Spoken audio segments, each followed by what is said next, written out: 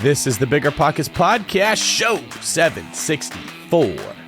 Just 3 years ago, I was working 60 hours a week for somebody else, and now I have a portfolio of over $5.5 million. What's going on, everyone? This is David Green, your host of the BiggerPockets Real Estate Podcast, here today with my co-pilot and partner in crime, Rob Abasolo. Rob, how you doing today? Good. Hey, you forgot to say that we're the biggest, the baddest, the best real estate podcast show on the internet. I did not forget to say that. I just let you say it because I remember what it was like when I hosted this with Brandon and he never let me talk. Genius. And I'm not going to do the same thing. So welcome to saying the alliteration to start the show. We are the biggest, the best, and the baddest real estate podcast in the world. And on that tone, today's interview was with Brittany Swait, who has accumulated 59 units over 3 years with a foundation in property management using techniques that we talk about on this podcast. It was an awesome show. Rob, what were some of your favorite parts? Very cool story. Full-time mom, full-time property manager, full-time building a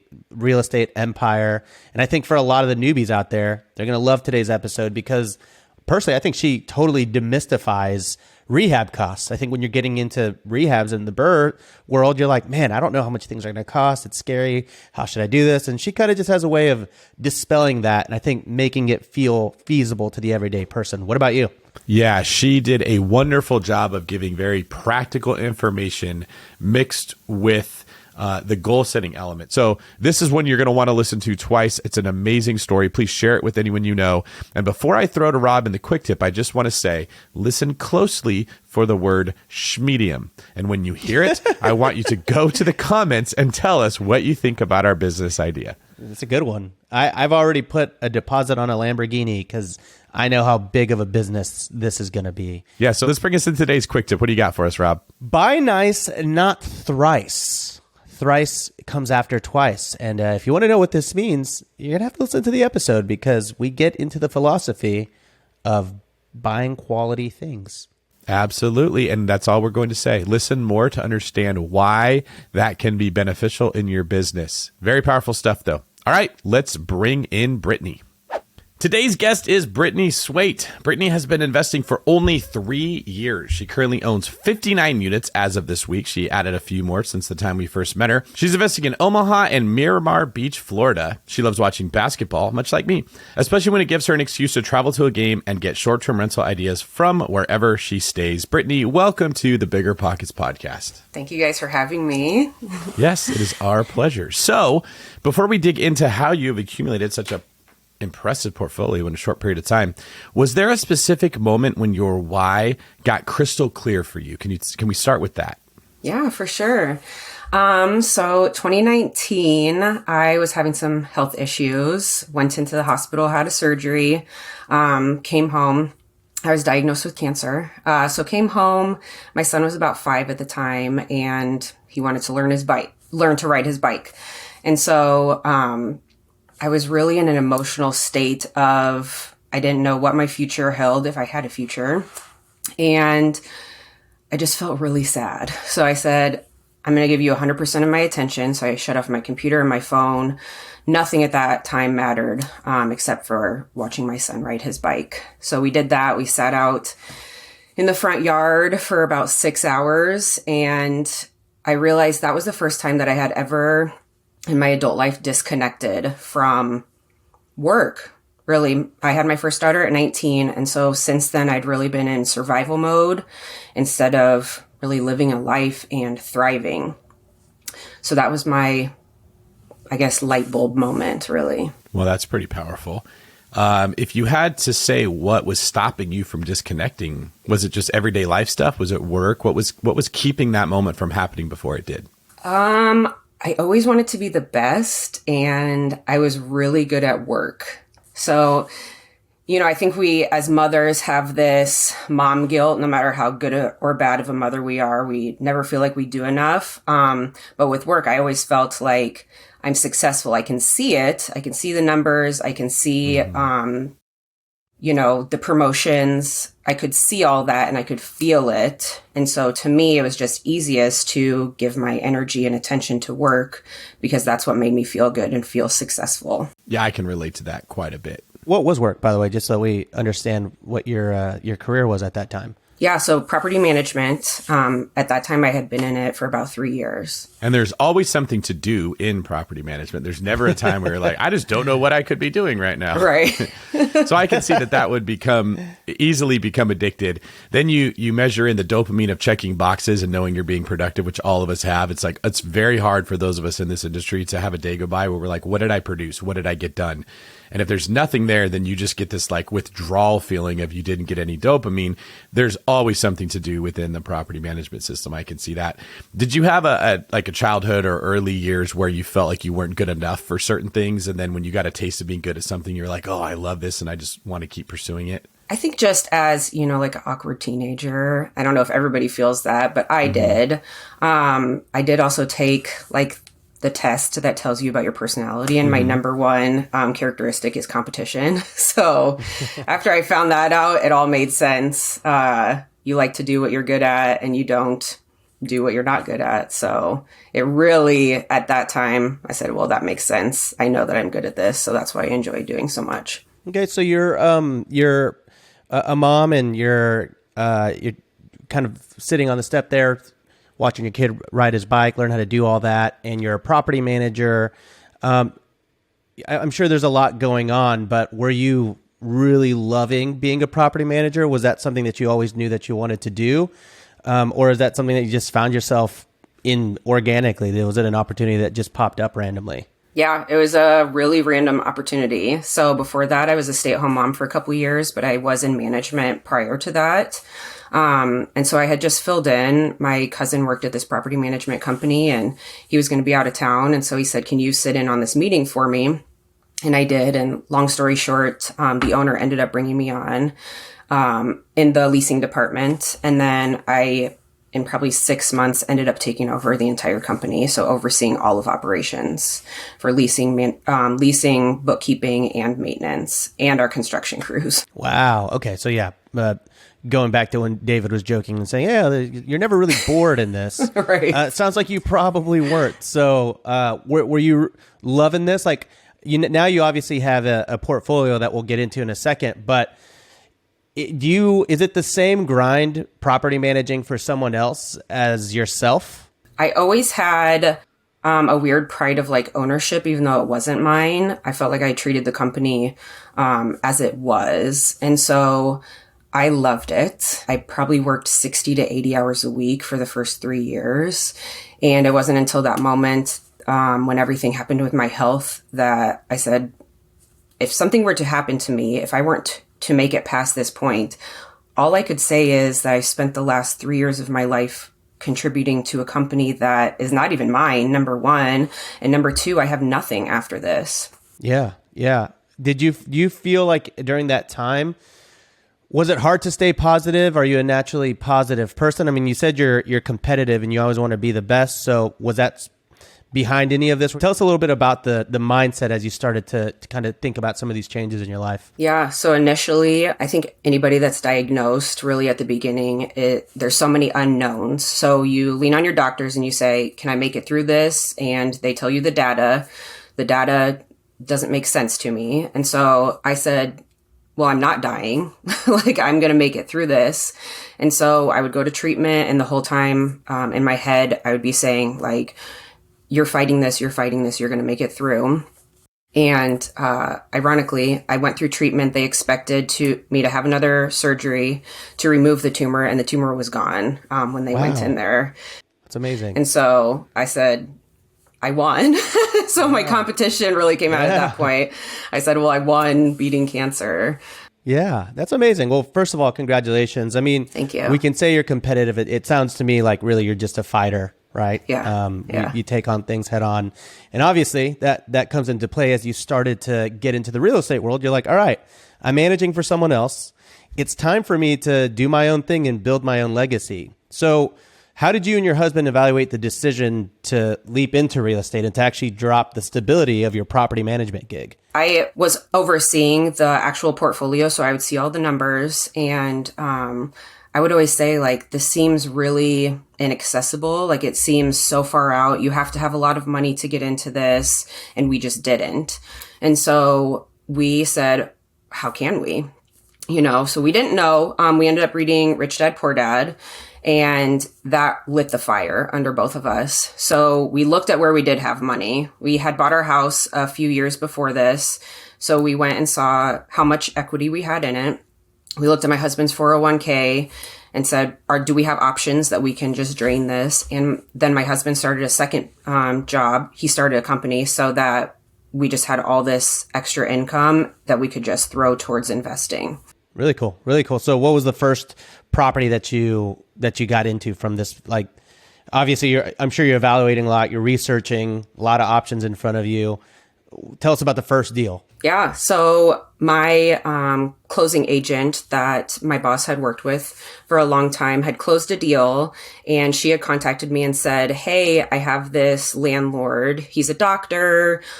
He doesn't have time to landlord anymore. He just wants to get out of it, and he's got a couple deals. Do you want me to send them over to you so you can look at them? And I was like, yeah, they're probably going to be too expensive. So she sends them over, and I see like a $80,000 asking price. And I said, okay, 80,000, like that seems attainable. So I ran the numbers, and I ran the numbers again and again and again, because I said, this can't be right. He's asking 80,000, but the current value of it is about 150,000. And so to me, it was a no-brainer. And I said, we have to buy this property. Like, there wasn't a if, there wasn't a maybe. I said, what do we have to do to get this? And so we went and got a HELOC on our house.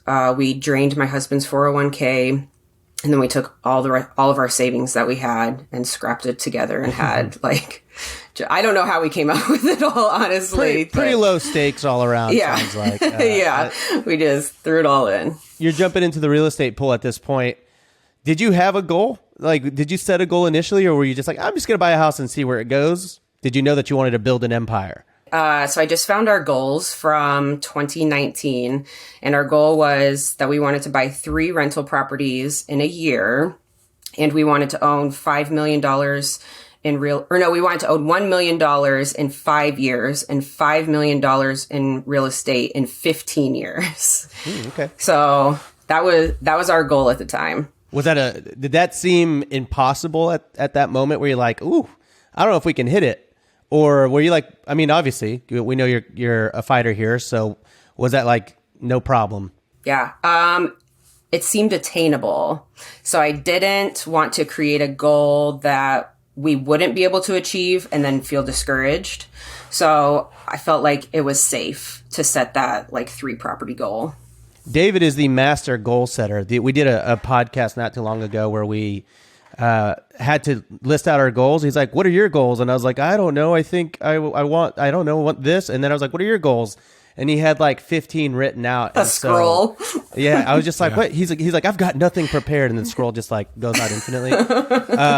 And really inspired me to start writing it down. And I think it's good to have a small goal and a big goal the way that you did it, right? You had your $1 million goal and your $5 million goal. One of them is definitely obtainable. The other one, obviously scarier, but as soon as you knock out that first goal, the next one seems pretty easy. And so that's how I approach all these things. I'm trying to goal set more and more. It's funny you mentioned that, because I just got back from Scottsdale 2 days ago at our house, Rob, doing a goal setting retreat. Apparently you inspired this because you were like, David is so good at setting goals. I was like, I didn't know it was that good. I need to share the gospel of goal setting with more people. So we had everybody out there and we went through goals and we kind of incorporated them into business and other parts of our life. And what came out of that event was this revelation to pretty much everyone there that goal setting is not as simple as write down what you want to accomplish. You have to incorporate into it, how do I want my life to look and what kind of a person do I want to become? Because the best goals will require more of you than the person that you are right now. They force you to grow personally in order to be able to achieve things. Now, Brittany, I'm sure that was a part of your journey. You started off working for someone else's company, doing a great job, getting a lot of accolades. It was probably personally fulfilling, but it was taking away from the time with your kids. Cancer hits, and obviously that's going to shake everything up. Now you're asking different questions. What do I want my life to look like? Who do I want to be? Which is funny because that's what comes right before we set new goals. So did you incorporate that into your goal setting? Was that more of a subconscious thing as you sat down and decided what you wanted your life to look like? Yeah, I think so. I had read a book and I can't remember what it was, but it basically says you imagine your life, or you take what you want your life to look like, and then you work backwards from there. Mm-hmm. And so I said, what do we want our lives to look like. At that time, I said, I want to buy an RV and be able to just travel wherever I want. It has since changed. I do not want an RV and I do not want to take long road trips across the country. But yeah, seeing we want to move to Florida in a few years. And I said, how do we do that? And we just worked backwards from that point. You know, I've always wondered if it's very hard to come up with goals if we're being honest. When you sit down, when I joined GoBundance, that was the thing that they made us do. They're like, what are your goals? I was like, I don't think like that. I don't think about what are my goals. I just think about how do I get through tomorrow? I didn't know what my goals were. And you don't realize how hard it is until you actually have to come up with them. And then I've noticed everyone has the same goals. They always involve the word freedom. There's always an RV travel across the country, which is funny because like I never as a kid was thinking all I want is to have an RV and to go to Omaha, Nebraska. But yet that pops up. There's always a beach somewhere. Like I want to be on a beach contemplating life, which that's like a vacation, right? Like I think it's so hard to come up with goals that we just think about a vacation we would take and we're like, that's what I want my whole life to be. I want my life to be vacation. And until you actually get real detailed about what you're looking for, your reticular activating system, your subconscious does not know what you want your life to look like. It's incredibly hard. So I applaud you coming on here and saying that you took on that challenge because that's what you got to get figured out first. And then the real estate, the way you build it will kind of adapt to what you want those goals to be. But none of us are thinking about goals. We're just thinking about the next unit. Make the list, check the box, move on, get the dopamine hit. Very similar to how you were living your life before. So you got that first deal. And I understand that you used the BRRRR method to stack from there. Walk us through the number of units and the cash flow that you added on every year using that strategy. Yeah. So in our first year, we brought on 2 properties and we cash flowed just $3,700 a year. Year 2, we had 10 and we're cash flowing $53,000 a year. Whoa, that's a big difference. Yeah. Okay. It's about $50,000 difference. Okay. Yeah. Just making sure. Which we actually pivoted our strategy a little bit with that. But in our third year, this year, we're at 59 properties and we're cash flowing $200,000 after all of our expenses. Okay. And that was after year 1. Now, was it all just BRRRR? Is that how you got there? Yes, all of those were the BRRRR method. We did have one fourplex that we were long-term renting, all 4 units. And I got like weirdly scared after it didn't rent after 2 days. And so I said, let's furnish this thing and see if we can rent it another way. And so we did. And that's the big jump in our cash flow is because we have 2 midterm rentals in that fourplex now. Okay, so that was another unexpected blessing where it's funny that you freaked out after 2 days. That's solely a property manager. I did such a good job. It should be booked right now. Nobody wants this. Yeah, well, I've done something wrong. Change right now. Don't wait. Which is, the property managers I get are like 8 weeks later. Yeah, where are we at with that? Oh, yeah, no one's rented it. I forgot about it. Right. I would much rather have you working for me. So what was the paradigm shift when you went to, I can furnish them and I can rent them out faster and for more money? How much did that impact your strategy moving forward? So I would say it's huge. So now we look at, is this good for a long-term rental? So everything that we buy, we want it to also work long-term. The midterm market is becoming really saturated where we're at. So I want that to fall back on as a plan B. But really anything near the hospitals, we found rent long-term or medium-term. Yeah, you basically, here's what I'm hearing is you went from analyzing a property based on where a long-term tenant would want to live, which is fairly simple. I mean, that strategy is very easy. It's why beginners start there, especially small multifamily, because you take the house and then you look for what it would rent for and you run your numbers. With medium-term, with short-term rentals, you don't start with a property. You start with a location. Then you look for the property in the location. Then you try to determine what it would rent for. So it's like a third dimension that gets added into this. And I noticed that the more complicated the process becomes, usually the more lucrative it is, the more simple that it is, the easier it is to get into, but the harder it is to make money. Is that a similar pattern that you notice when you switch strategies? I did, yeah. So I'd say like your long-term rentals, they're just easy. I mean, you can analyze them in just seconds, really. You type everything into your calculator. But you go to the medium term and you say, number one, it's not just your purchase price. You're looking at furnishing it. And that was like a big mistake that we made at the beginning. I thought, give me like $2,000, I can furnish this thing. And then I was $5,000 in the hole and like 75% done. So making sure that you take everything into account when you are buying the property and not just your purchase price and your rehab. Rob can spend $2,000 on the throw pillows that go on the $9,000 couch. It's a little hyperbolic, but I have been known to walk out of World Market having spent $1,000 on throw pillows and fake plants. So it's actually pretty quickly. spot on. Yeah, it's so quick. But that's like my favorite part of it is the design part.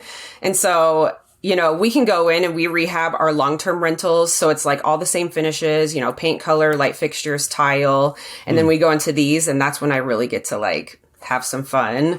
And my husband's always saying like, that light fixture is expensive. And I'm like, well, remember the rent though is going to be like triple. So it'll make up for it. And and I make fun of Rob for this all the time, right? I bust his quaff about it. But the reality is I'm jealous because I am like handicapped when it comes to design. Okay, I'm like a dog. They're colorblind, right? I just don't know until I've seen it put together and I can kind of tell what it looks like. It is very, very, very difficult for me to figure out any kind of design element. So part of this is probably passive aggressiveness on my behalf that I'm jealous. Leave his throw pillows alone. You leave him out of it. I can understand the big picture of real estate very well, but like when it zooms in, I'm like enhance, and there's no enhancing. My software doesn't work that well. I can't actually see where I'm getting at. It's because you need a keyboard that's like really loud, and then you say enhance, and that's how it's like enhance. Oh, see, it's your background in marketing that will help you solve a lot of these problems. But we all did benefit from your design expertise in the Scottsdale house. So I appreciate that. People give me credit for it. They're like, oh my God, David, you designed it so beautiful. And I'm like, yeah, I did. Just don't ever ask me to do that in front of you where I would be exposed. Always take the credit. Yeah. So I love, Brittany, one of the things that Brandon and I used to say was follow your fire. Okay. It's like the passion you have, because real estate is not a thing. It is a accumulation of a lot of things, as we've mentioned.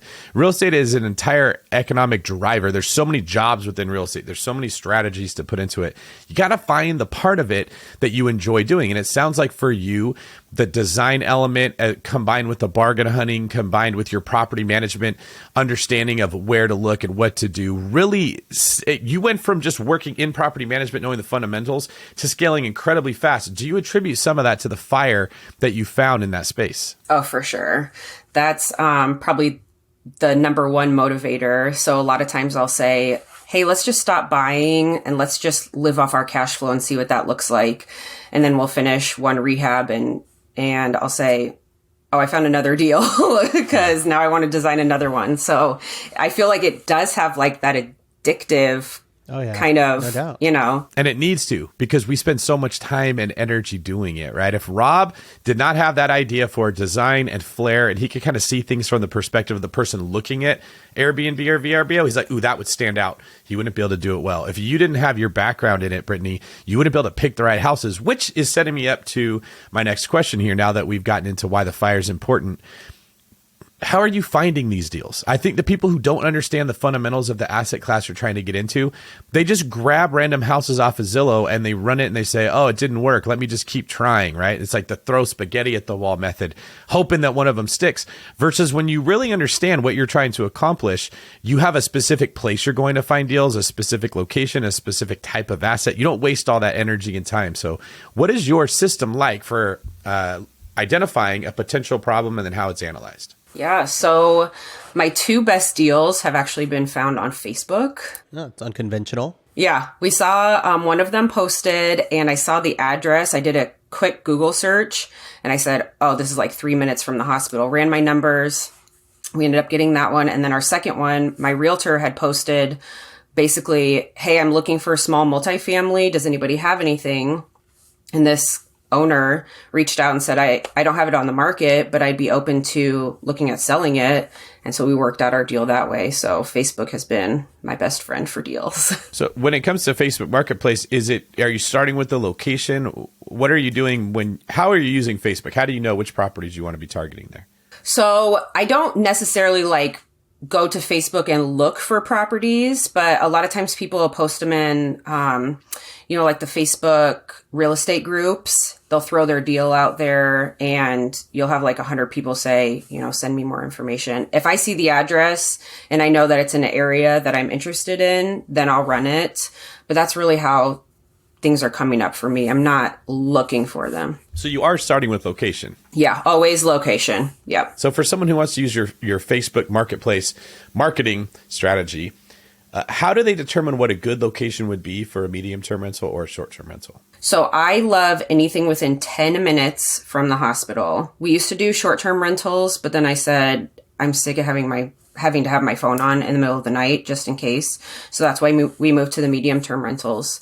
So yeah, 10 minutes within the hospital, and it has to have at least one bedroom. That's really like my minimum criteria. Do you notice any additional benefit as, putting your property manager hat on to having 2 bedrooms or 3 bedrooms over 1 bedroom, specifically in the medium-term rental space? I would say 2 bedrooms for sure, because there's a lot of people that travel together. I've only had one group of 3 that's traveled together. Everybody's usually like in pairs or solo.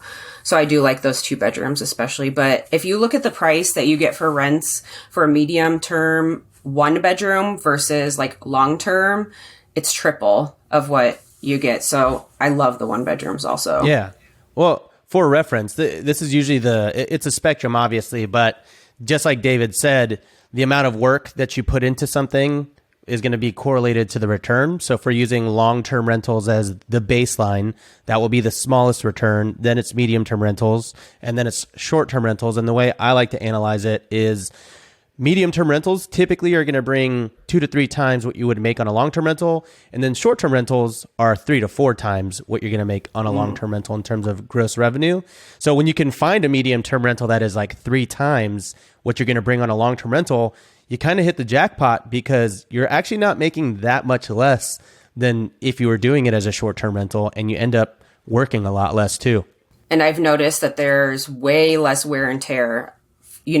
Oh yeah. Medium term, you look at, if you compare it to long term and the short term, I mean, it's perfect. They come home, they sleep, they eat, they go to work, whoever is renting it. So you don't have the same wear and tear that you do with the long term or the short term. Yes, I heard an argument about this online one time where someone was saying, I don't like short-term rentals because you have all these people coming in and out of your house, increasing wear and tear.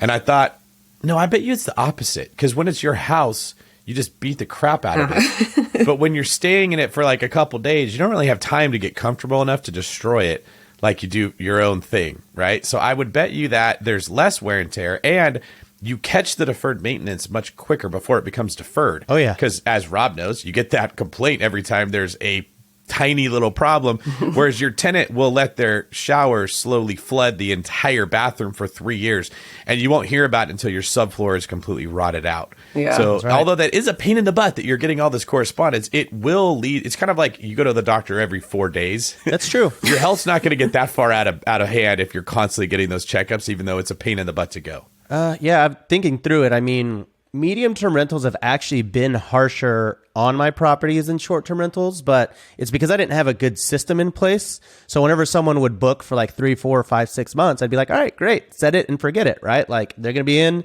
and medium-term rental tenants typically don't bother me. But the thing is, just like you said, they live there. They use it. They may not be clean. They may not be organized. They might be messy. And so whenever they would check out at month 6, my cleaners would basically call me crying, being like, oh my gosh, it is nasty in here. So ever since then, we've instituted a new policy where for every month that the cleaner stays at my property, we will charge a cleaning fee for every single month, and we add that to their total bill. That way we can get our cleaner in there, some eyes on the property, right? They can let us know if anything looks weird. And that way, whenever the cleaner comes on month 6 or whenever the people check out, it's not really a deep clean as much as just a regular turn that you would normally have on the short-term rental platforms. Yeah, that's another thing to consider with these. Is there a name for short-term rentals and medium-term rentals combined? Schmedium. The hybrid, Schmedium, like this shirt, it's a Schmedium. Schmedium. Yes, medium-term rentals, I like it. The Schmedium industry, that's exactly right. In traditional real estate investing where you have a long-term rental, it's funny because long-term rental wasn't even a thing. It was just a rental, right? Rental, right. yeah. But if the problems would come from a plumbing issue or a roof leak or a door hinge, it was always something with the property itself. So it was not usually as expensive. And if you did have to dump a lot of money into fixing a problem, it increased the value of the property in some way. So like there's an issue with the plumbing, and so you have to go rip stuff out and fix it, but then you put in better cabinets when you rebuild it or something. But with the medium rental industry, you're replacing a couch that you just spent $3,000 on 6 months ago. Like let's say you spend 50 grand to furnish something. That is not the same as spending $50,000 on the property to remodel a kitchen, to remodel a bathroom. That actually increases the value of the asset. So that is a thing that's good to highlight to people, because when they're first getting started, I think they just think, oh, I'm dumping this much money into getting it going. They don't realize that much of that money you're going to have to dump in again, depending on what you spent it on. My last question before we move on, because I really want to hear more about like the BRRRR strategy and how you're doing it, is how concerned are you about oversaturation in the medium-term rental space? Because it is sort of the belle of the ball these days in real estate investing. Yeah, I don't love it. So not exciting because I don't like the competition out there. But all of our properties that we have would work long-term for long-term rentals. So, I mean, it would be less cash flow, but that's always our plan B. We do provide an amazing product, and we have multiple properties. So if something doesn't work out, dates-wise or something for somebody, we do have other properties that we can put them in. So that has worked out really nice. I have another follow-up question on this. Speaking of creating your own competition, can you give us any tips for how you're actually getting some of these medium-term rental tenants? I think that's probably the question that our audience screams like at the speakers every time we talk about it. They're like, how do you find the tenants? Are you just getting them on Airbnb? Are you reaching out to hospitals, furnished finders? What's your tactic? Yeah, we do everything on Furnished Finders and word of mouth. So we've had a couple referrals from current nurses that have referred like the next round of people, and we found them that way. But Furnished Finders has been our biggest go-to. And it's not always people that you get like leads from. I have tons of people call me or text me that they found our listing there. One time we got somebody from Airbnb, and they booked through Airbnb for like 30-day stay, but we don't do much on the Airbnb platform anymore, just the Furnished Finders. That's interesting. I exclusively, for the most part, I would say almost every single medium-term rental tenant I've had has come from Airbnb. I've never actually had any luck on Furnished Finder, but admittedly, I'm not a Furnished Finder like a nerd. Like I don't know the platform. I haven't like gone in and optimized it and all that stuff. So yeah, I'm more of an Airbnb guy for finding all my things, but I have heard really great things about Furnished Finder, and I'd like to put more on there this year. So maybe I'll hit you up for some tips. Well, it might also be the area, Yeah. I know it's popular here, but if you talk about other states, it might not be as much. So I was thinking the three of us need to create a new platform called schmedium.com where we advertise short-term and medium-term rental properties. I actually sent the paperwork to my lawyer as you guys were talking, so I got it trademarked and we're good. I actually bought the domain. Oh, you bought it already? Yeah, I forgot to hit submit when I was on there. Dang it. Yeah, it was smedy.um. That's the only thing that was available. .org. All right. So, Brittany, getting back into your journey here, by the way, thank you for the advice you gave us specifically on this industry. I think for someone who's worked in property management as long as you have and is managing your own rentals, that's valuable insight that most people won't learn until they made a whole lot of mistakes trying to figure that out. You came into real estate with a leg up from your competition from the previous experience you had as a property manager. What are some tips that you would give to new investors that are trying to price out a rehab? This is a question we get a lot. How do I determine how much a rehab is going to cost? Yeah, so I go into properties looking at the major things first. So I look at roof, HVAC, foundation, concrete, my big stuff, plumbing, electrical. If I check too many boxes and the numbers won't work, then I say, I'm done looking at this one. So I've got the numbers pretty good. We've been working with the same crews for 7 years now. And so I can look at a house and say $5,000 roof, $5,000 driveway, $6,000 foundation, whatever it is. I add those up real quick. Well, I'm already past my budget, so there's no sense in looking at this anymore. That's smart. So it's basically you're saying you got to eat all your vegetables before you get to the dessert. So if the vegetables are going to make you full, then don't even start because you want to have some room left. So looking at the roof, the HVAC, the concrete, like nobody gets excited about that part. So if that's taking up the whole rehab budget, just stop right there. This isn't the right deal for you. Yep. Done. And a lot of that stuff you can see from listing photos or whoever's sending me the deal. I'll say, hey, send me like pictures from every side of the house exterior, and then send me a quick video walking me through it. I want everything in the basement. Show me the foundation, furnace, hot water heater, your plumbing stack, the electrical panel. And I can really just say yay or nay at that point. If it looks good, then I'll go hands-on and look at it myself a lot of times. That is really good. And I think that advice is incredibly important in today's market because it's making a comeback. Years ago, back in my day, we actually cared about things like concrete and plumbing. And the market got so hot that wasn't, it didn't matter, right? Oh, it needs a new roof. Oh, it's only 15 grand. It's going to be worth 25 grand before the escrow's over. Right. Who cares, right? Like real estate really did change. And I can't even criticize people for doing it that way because you did make, depending on the market, right? Like where I am in California, you might make $250,000 over 4 years of owning the property where that $15,000 roof wasn't as significant. But with what we're seeing with the market slowing down, rates going up, values are not increasing at the level that they were. I really do think that buyers are becoming harder and harder to find in certain locations, which means sellers have to give concessions that they did not have to give for a long time. If you're selling a property that's in wonderful condition, you're probably going to get what you want.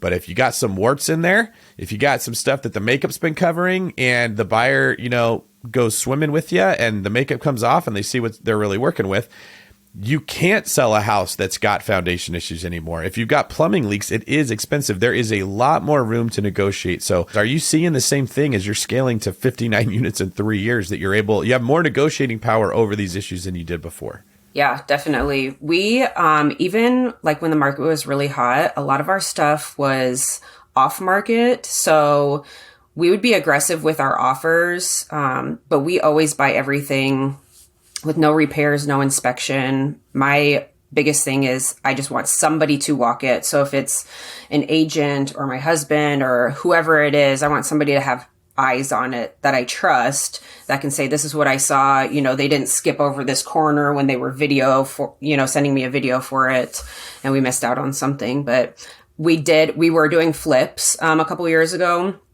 And I would say the huge difference that I've seen is like roofs. Nobody was asking for a roof replacement. I mean, you could have a hole the size of a raccoon and they would look past it and pay you $50,000 over ask price. And now those things are absolutely being asked for now. Okay, so we've got assessing the major costs, which I added are the non-sexy things, but that's why you got to look at them because they'll be easily overlooked. And then I really like your advice of what can I do? Where can I save money? Does this fall within my wheelhouse of repairs I can make? So if you're a plumber and the house has massive plumbing issues but nothing else, maybe you lean more towards that property because you have a competitive advantage.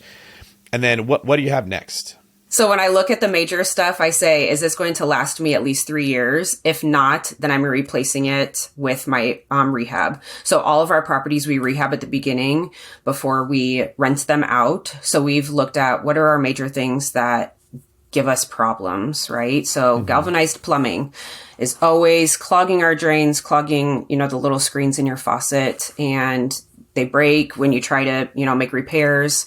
So that's one thing that we always do. If there's galvanized plumbing, we're always replacing it. And then drafty windows was like another thing that we heard a lot of complaints from tenants. So that's a big thing that we look at. So the tenants were complaining that the windows were too cold, like too much cold air was coming in? Yeah.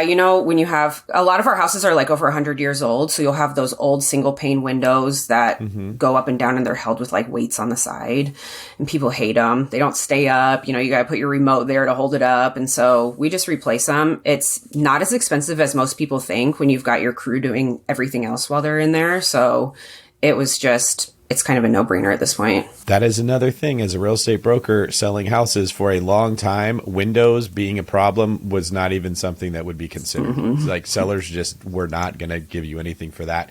And you had me thinking, how much of this stuff that typically every 10 to 20 years a homeowner would be forced to replace things like windows and roofs and plumbing, that because we've had such a run in real estate, nobody was spending money to fix these things up, is now all going to be starting to become a part of the process because the prices are not exploding as fast as they were. I think being extra diligent at looking at what might need to be replaced is going to become a bigger part of investing than it was in the past. Rob, what's your theory on this 3-year time frame? When do you think something should be replaced? Well, you know, the old Rob Bill adage of buy nice, not thrice. And, you know, this really does apply to everything, right? It's like when you're, I mean, obviously I'm coming at this from more of like the furniture side of things, especially in medium-term rentals, more than long-term, or more than short-term rentals.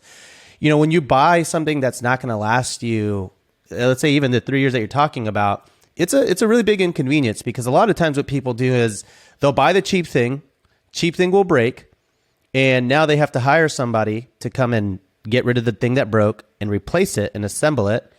And because people are cheap, they'll say, oh, you know what, the chances of it breaking again, probably pretty low. And then they go and they buy the cheap thing again. It breaks, got to get someone to go and toss it in the trash and replace it. And then on the third time, they're like, you know, I'm tired of doing this. I'm just going to buy the nice version of this. And that's whenever they're out of the problems. And it's like, oh, if they had just done that to begin with, they actually would have saved themselves so much headache and pain along the way. So I imagine that fixing up homes and renovating is probably pretty similar to that. Simply just because, yeah, you know, the more you get what you pay for, basically, right?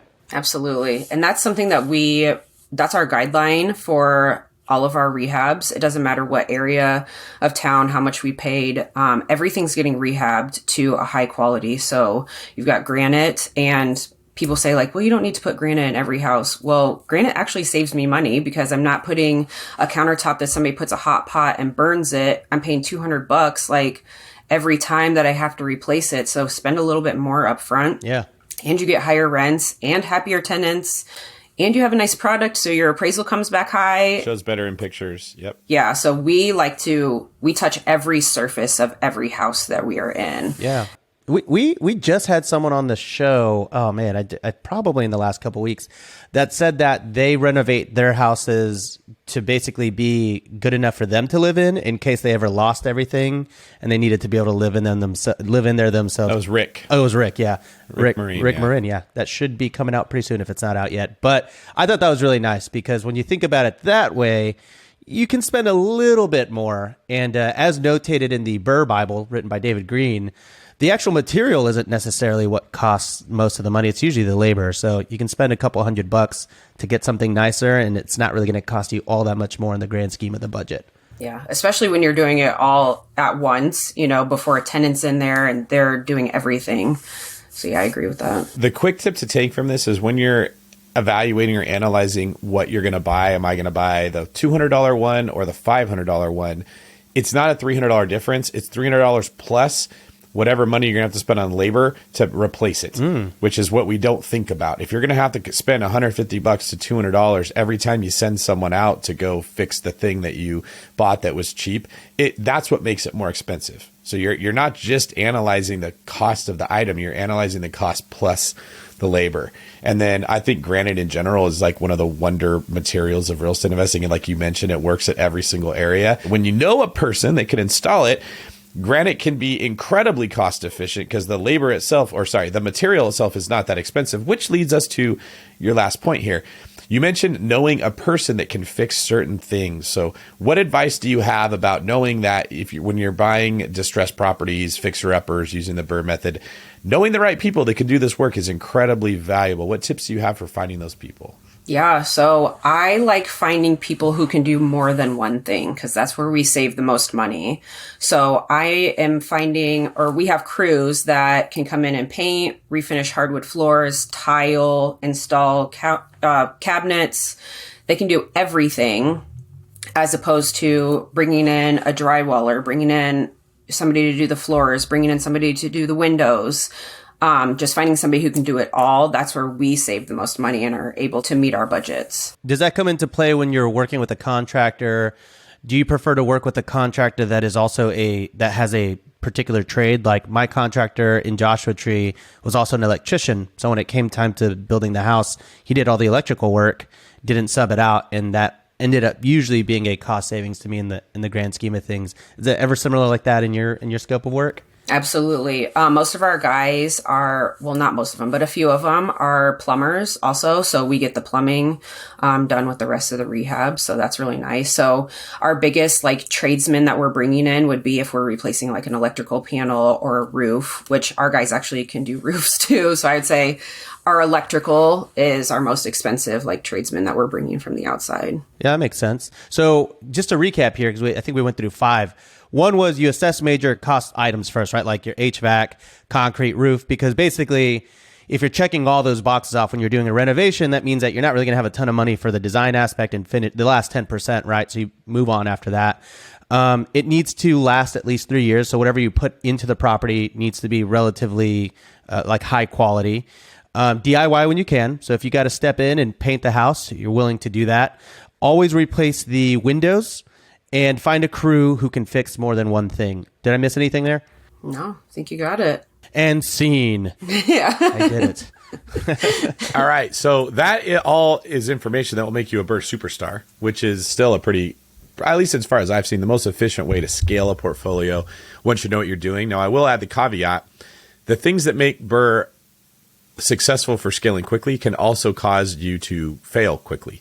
Like scaling is not always positive. It just is amplifying how quickly something gets done. So if the plane is rising, it rises quicker. But if it's crashing, it's going to crash quicker too. As a property manager, as a person with experience solving the problems of managing rehabs for your clients, you walked into this with a knowledge base that is going to protect you from making the mistakes that could cause people to crash. So that's one of the reasons I think that you were likely successful at BRRRR. How did you navigate the seasoning period that it's become more difficult to get your money out of the deals once the rehab's completed? Yeah, we actually work with a local credit union and we do portfolio loans. So they don't make us wait that 6 months to a year seasoning period. They'll finance us 75% of the appraised value. So Wow. We've been really lucky to do that. It's actually our third credit union that we've worked with. The first one said that we grew too fast, so they wouldn't do any more business with us. So then we moved on and we found somebody who would. And that's how we've been able to scale as quickly as we have. So the credit union isn't making you wait 12 months before you pull the money out? Nope. We actually just finished one rehab in 3 weeks and we have the appraisal Monday and they're refinancing it. So it'll be like 5 weeks total by the time we sign the papers. And if anyone's wondering why, it's because these guidelines for the 12-month seasoning periods come from conventional loans, because the broker or the lender who gives you that loan is then going to go sell that on the market as a mortgage-backed security. So there's a guideline that the person buying the loan says it has to be 12 months before we will refi. But credit unions hold those loans on their own books most of the time. They don't sell them, so they can create their own guidelines. They don't have to play by the Fannie Mae, Freddie Mac rules, which is why having a relationship with a local lender is so important. Or in Brittany's case, having a relationship with several, because when you scale as quickly as you did, you can outgrow the shoe that you were wearing and you have to go get a bigger shoe or another set of them. So congrats on there. For someone who hears this and they're like, you know what, I relate to Brittany, which by the way, you are very relatable. I think a lot of people are going to feel that. Would you say that property management is a good place for people to start looking to if they want to get started in real estate investing? So I would say yes. So property management to me was almost, I kind of feel like it was cheating because I could see what other people were doing and learn from their mistakes, other investors' mistakes, and not have it affect my wallet. So it was nice to learn that. You also learn the like ins and outs of the management. So you decide like, I absolutely could do this, or this is something I would never, ever touch. So like, just let me be an investor. I'll pass it off to property management. Or you look at it and say, I want to save some money and I don't mind dealing with tenant issues, maintenance issues, leasing issues. I can do this myself. So I would say the biggest part is learning from other investors, even when they don't know they're teaching you. Yeah, totally. So you're now at 59 units after closing on 30 this week, which is a relatively large deal, I'd say. And timely for this podcast recording. It really I did it just for the podcast. And I think it's probably safe to say that draining your 401k was probably worth the risk. Seems like you did okay. Can you tell us what's your total portfolio net worth and what's your cash flow sitting at today, if you don't mind sharing? Yeah, so our total portfolio is worth $5.5 million. Woo, you did it. That was your goal, right? We hit it. So we're like 13 years ahead of our goal. So, oh my gosh, that's amazing. Yeah, 5.5 million, and we cash flow 200,000. Wow. And that's after like mortgage, insurance, property taxes, maintenance, CapEx, all that good stuff. So let's see, that would be roughly like 16, 17 grand. Yeah. Not bad. So from 232 a month in a 401k to 16 grand a month with all the equity that you're building, the loan pay down, the property's going up, and potential rent increases. That wasn't a terrible decision. No, it's one we will never ever regret. Probably best decision of our lives. Yeah, and you know what I see, Brittany, is you bet on yourself. You said, I understand property management. I understand real estate. I'm doing this for someone else. You didn't get in the victim mentality of, well, how come it's not fair that they're not helping me with something? You just said, I know how to do it. I'm doing it for them. Let me go do it for myself now. In a sense, you were like a paid apprentice that learned the business, and then you started your own business. I think this is a beautiful, beautiful, beautiful blueprint for other people that are doing well in the corporate world. They're doing well at their job. They want freedom. Rather than just saying, I'm going to quit my job and I'm going to start investing in real estate full time. You work in real estate. You learn the industry that way, and you make it like this little jump off point in the middle, right? It's not quit the W-2, pure real estate. It's move from W-2 into a real estate related industry, learn the business like you did, Brittany, and then move into building your portfolio while you're still doing it. It's a much smoother transition than just, going from the spa and jumping into the swimming pool and trying to figure out if you can make it. Do you have any advice for other people who are maybe sitting in a cubicle right now, listening to this, wishing that they had your life, or the steps you'd recommend that they take? Yeah, I would say just do it. I also feel like people think that once you're successful, you have to quit everything that you were doing before. So during this time, I've kept my job the whole time. My husband's worked the whole time. We don't live off the cash flow yet. We reinvest everything. So I would say my advice would be take what you're good at and do it for yourself. Because, in my job, I was stuck at, here's your salary, you'll get a raise every year, here's your hours. You're kind of stuck in this box. But when I do it for myself, there's so much opportunity for growth that it's surpassing, my salary times 100. Like, that's cool.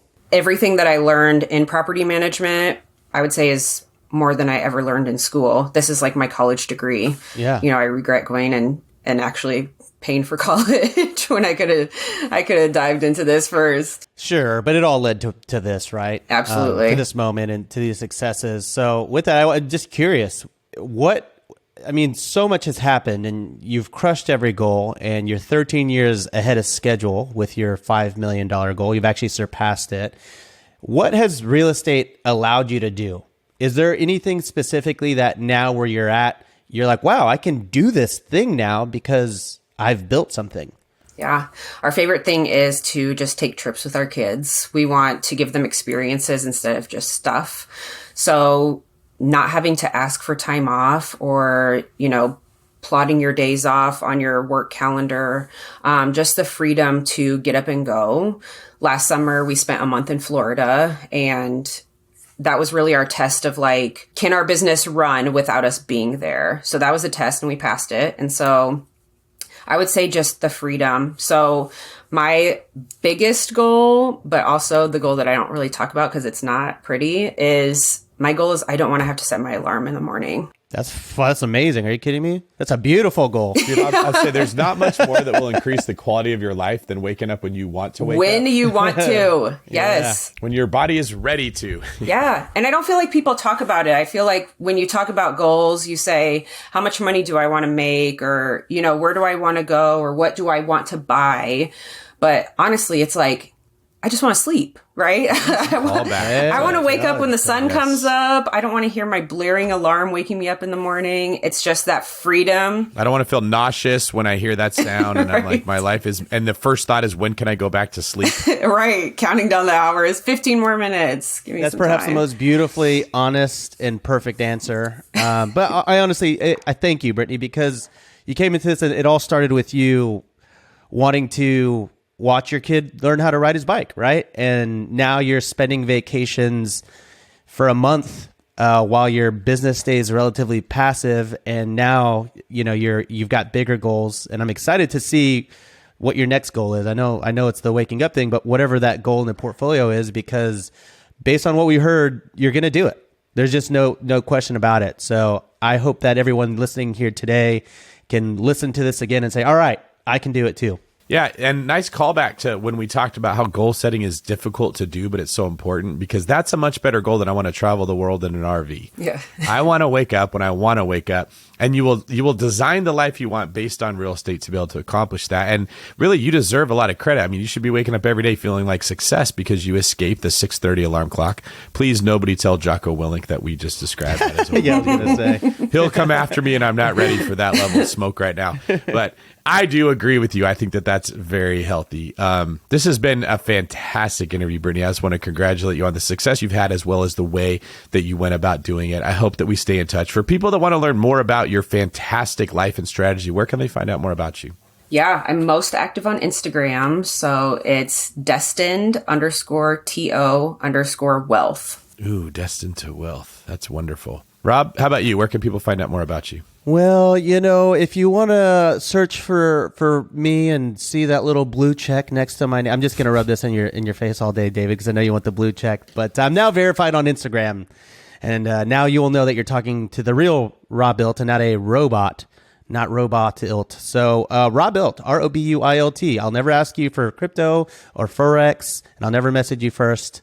David, what about you? If people want to find out more about me, they can follow me at David Green with an E at the end, 24.com, or David Green 24 on all social media. But just be super, super, super careful that you're making sure it's spelled correctly. The minute you follow me, you will get a bunch of fake people that will follow you with fake accounts. I don't know how they do that, what they're doing to see who followed me. I think there's a list of followers that maybe they can see. And as soon as someone follows me, they go, oh, follow me too. So look carefully at the screen name. We can just blame AI for everything now. That's what I think we're all going to start doing. Like, old people blame the TV for making people dumb. And It was the television. that's right. All right, Brittany, thank you very much for being here. We're going to have you back on again sometime soon, because this was a fantastic story. Everybody go check out Brittany's Instagram and send her a message if you want to learn how to be an awesome possum just like her.